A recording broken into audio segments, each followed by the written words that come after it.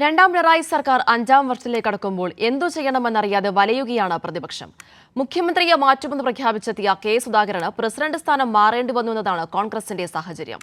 സംസ്ഥാന സർക്കാരിനെതിരെ നിരന്തരം ആരോപണങ്ങൾ ഉന്നയിക്കുന്ന പ്രതിപക്ഷ നേതാവിന് ഒന്നുപോലും ഇതുവരെ തെളിയിക്കാനായിട്ടില്ല എന്നതും ശ്രദ്ധേയമാണ്. നുണകൾ ആവർത്തിച്ച് സത്യമാക്കാമെന്നും ആളുകളെ തെറ്റിദ്ധരിപ്പിക്കാമെന്നുമുള്ള ഗീബൽസിയൻ തന്ത്രമാണ് കഴിഞ്ഞ കുറച്ചധികം കാലമായി സംസ്ഥാനത്ത് UDF പയറ്റുന്നത്.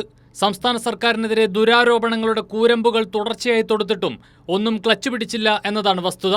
ചിലത് ബൂമറാങ്ങായി UDF നേതാക്കൾക്കെതിരെ തിരിച്ചടിക്കുകയും ചെയ്തു.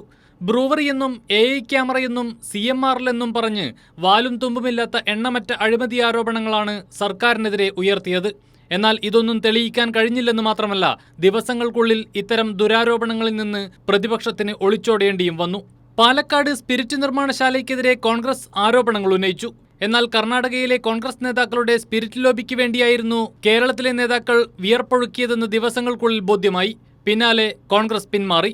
ട്രാഫിക് നിയമലംഘനങ്ങൾ കണ്ടെത്താൻ AI ക്യാമറകൾ സ്ഥാപിച്ചത് ഗതാഗത വകുപ്പിന്റെ ശ്രദ്ധേയമായ പദ്ധതിയായിരുന്നു. എന്നാൽ അഴിമതി ആരോപണങ്ങൾ ഉന്നയിച്ച് അതിനും തുരങ്കം വെക്കാൻ ശ്രമിച്ചു. യൂത്ത് കോൺഗ്രസും യൂത്ത് ലീഗും ക്യാമറ വെച്ച തൂണിൽ കയറി സമരം ചെയ്തു. പക്ഷേ പദ്ധതി യാഥാർത്ഥ്യമായതിന് പിന്നാലെ ട്രാഫിക് നിയമലംഘനങ്ങളും റോഡപകടങ്ങളും പകുതിയായി കുറഞ്ഞു എന്നതാണ് യാഥാർത്ഥ്യം. അടിസ്ഥാനരഹിതമായ ആരോപണങ്ങൾ ഉന്നയിക്കുകയും തെളിവ് ചോദിക്കുമ്പോൾ ഉരുണ്ടുകളിക്കുകയും എന്നത് കോൺഗ്രസ് നേതാക്കളുടെ പതിവ് രീതിയായി മാറുകയാണ്.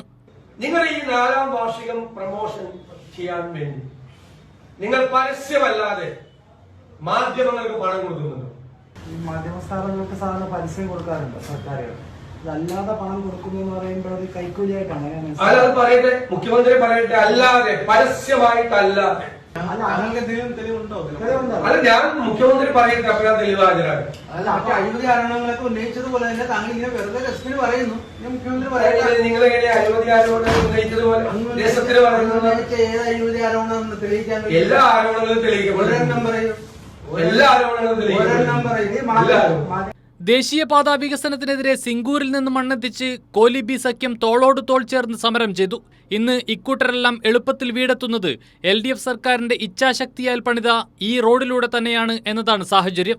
വിഴിഞ്ഞം തുറമുഖത്തിനെതിരെ പരസ്യമായി സമരം ചെയ്ത കോൺഗ്രസ് ഇന്ന് അതിന്റെ പിതൃത്വം ഏറ്റെടുക്കാൻ ശ്രമിക്കുന്നു എന്നത് മറ്റൊരു വിരോധാഭാസം. മുഖ്യമന്ത്രിയെ മാറ്റാൻ കച്ചകെട്ടിയിറങ്ങിയ കെ സുധാകരനാകട്ടെ അധികാര തർക്കത്തിന്റെ ഭാഗമായി പ്രസിഡന്റ് സ്ഥാനത്ത് നിന്ന് മാറി വീട്ടിലിരിക്കേണ്ടി വന്നു. ഇക്കുറിയും ഭരണം കിട്ടിയില്ലെങ്കിൽ കോൺഗ്രസിന്റെ ഭാവി കണിയാരെ കൊണ്ട് നോക്കിക്കേണ്ടി വരുമെന്നതാണ് മുതിർന്ന നേതാക്കളുടെ മുന്നറിയിപ്പ്. കൈരളി ന്യൂസ്, തിരുവനന്തപുരം.